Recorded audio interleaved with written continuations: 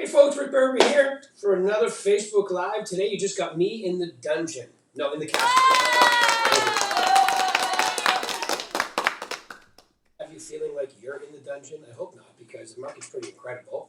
All right, so that's what I want to talk about today. I want to talk about, because I'm getting a lot of questions about the market. I did a quick video from my car the other day, but I figured I'd elaborate on it. Okay, like for instance, so people are asking me, do you think it's a bubble? What's going on? I'm like, I don't get the bubble question. I really don't. That question's getting old. And if you're thinking that, look, if you want a reason not to work, just don't work. But if you want to work, this is a great market to be working in. And it really requires you taking listings. It always does, but it's especially true now. If the market's beating you up, it's because you're working with buyers only. Should you work with buyers? Yes. Should you prepare them as to what's going on? Yes. All right, but you really need to get some listings. And people think, well, there's no inventory out there. That's not true. There's all kinds of inventory out there. It's just under contract.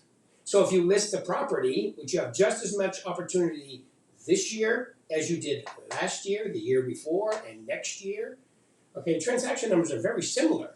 Now, what's making the market better is appreciation has gone through the roof. And that should continue for a while, even with the interest rates going up. But I'll get to that. What's causing this incredible market? So you have to look at these. You have to say to yourself, what's causing this? Okay, why is this going on? So I've been doing this for 37 years. I know I got my license at 2. No, got my license at 19, and I've been doing this for 37 years. And I'm going to tell you that I've never seen a market like this where the inventory it's really a supply and demand thing. The inventory's low, but the active inventory, not total inventory, the active inventory is a little bit low because it's just really a supply and demand thing. The last 10, 15 years, okay, has been ever since the Great Recession of 2007 or 2008, depending on where you are. There has never been that few of new construction homes built since probably like 1940 or 50. I believe it's 40-something to 50-something was the last decade where there was this few of homes, okay, built. So when you carry through and a market continues, because builders and developers and banks didn't want to get that far out like they did, my first crash was 89, 90. Second one was 2006, 7. All right, and we had all kinds of little markets in between. This might be the first time in history where you see the market go up and level off and stay a while, because it would take us years of building homes to catch up to the amount of inventory that this market is currently consuming. Okay, so that's number one. So if you think the market's going away, even though, okay, I don't want this to sound political, but even though your current government's plan of solving the economy and inflation is raising rates, which really, think about that. What that does is slows everything down. It's like you have a great product, and to slow down because you can't keep up with the demand is you raise the price to the point where people stop buying it. Wow, this is a good plan. Anyway, that's my one dig, but we'll move on, shall we? Okay, so the interest rates are climbing because that's the only thing that the Fed knows what to do, is to raise the interest rates. Okay, because of inflation. We got inflation, we got shrinkflation, we got all kinds of stuff going. Shrinkflation is when you buy, not only has the price gone up, but then the amount you're getting has gone down. Okay, so there's a lot of that going on right now. And there's also, just like this market, there's opportunists, like people putting their home on the market for way more than they should. Okay, so you have other people out there doing that as well. I believe that's going to affect the economy, but I don't, real estate's pretty sound right now. It's going to take like a big stick in the spokes to slow that down. I don't see anyone out there. So that's the first thing I wanted to bring up, was the fact that builders are way behind. Matter of fact, 75% of the builders that were in business in 2007 are out of business. There's new builders, or less of them, a lot less of them actually. All right, so that's number one. The second one is the interest rates. Interest rates are climbing, but they're still incredible. They're still incredible. What is it right now? 4.5, 4.75? I mean, that's still as close to free as you can get. I mean, yeah, you get one at 3 a year and a half ago. So you got to tell your buyers, look, get on the stick. Even Barbara Cochran has come out and said, get on the horse and buy a house now. Your interest rates are incredible and they're going to change. And, they couldn't go any other way but up, right? I mean, they really can't go down anymore. So we knew this was coming. It may put a few people out of the of the market, but I don't think you're going to see a heck of a lot of that, especially not this year, and especially not now. It would take a while for that to have an effect, but it's a great talking point. I mean, people ask you, well, when should I buy a home? Well, the best time would have been 3 years ago, but since you can't fly against the Earth's rotation like Superman in turn back time, now is the second best time. So buy one now, and you'll see a lot of people out there doing that. I believe the market has definitely picked up from a pending standpoint, even company-wide, a lot. So interest rates, you tell people this is what it is. So let's get going. I remember when I started, I know back in my day, when I started, they were like, if you could get a 1-year adjustable at 9.99, you were ecstatic. These rates are still incredible. All right, so don't get caught up by that. The next one I want to talk about is inventory. Get the fact that there's low inventory out of your mind, because you can create inventory yourself. You have a buyer that can't find a home, ask them what neighborhood they want to live in, and go out there and knock the neighborhood and find a home for them. You can do that. I know agents that are doing it. Okay, so you can create your own inventory. MLS is just one avenue. For sell-by owners are just another avenue. You have the ability to go out and create it yourself. So I'd recommend that you highly consider that.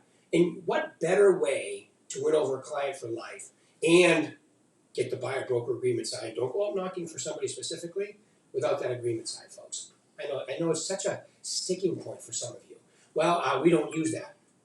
That's really crazy thing to say to yourself. I don't use something that creates a fiduciary responsibility with my buyer for both of us. It doesn't even make sense if you think about it. Especially if you're selling someone's home and then they're buying from you. How can they go from being a client to a customer? It doesn't even, you've already created that, that fiduciary responsibility. So I would really, really consider that. Plus, there's no more fun than going actually finding somebody a home. All right, there are people I'm thinking of moving. Just as many people who are thinking of buying right now. The largest group of people are the millennials. Let's face it. Okay, so they've all decided that now's a great time, which it is. Okay, to buy a home. You also have people that are thinking, baby boomers and so forth, that are thinking it won't get any better than this, so we should sell.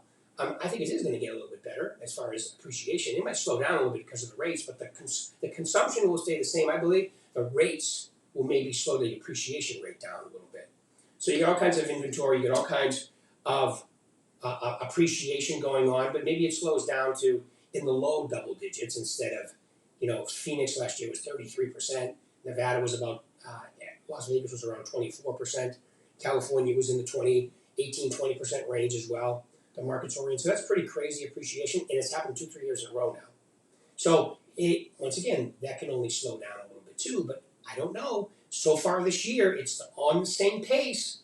I know we're almost at the end of the first quarter, but the pace is very similar to last year's pace. So I would not be shocked if it was 20% again, especially Phoenix, Scottsdale, and Las Vegas, because of where the buyers are coming from. It's still a deal for them. All right, and I think until that gets closer to where they're coming from, California, they're coming from everywhere. New York's got a kind of a little exodus. California has a bunch of people. First time ever I've seen California have as many people moving out as moving in. So the markets that we're in are really, that's why I think Phoenix and Las Vegas are kind of overperforming the rest of the country as far as appreciation goes because of where the buyers are coming from. Most of them are from California. Number one destination is Phoenix, Scottsdale from out of California. Number two is Las Vegas. So that's why you're seeing a lot of that. And I know some of the buyers you're working with locally don't appreciate all those California buyers, but hey, it's really helping out appreciation. We already talked about inflation a little bit. Inflation is happening, but in some ways it's good. There always should be a little inflation. In some ways it's bad.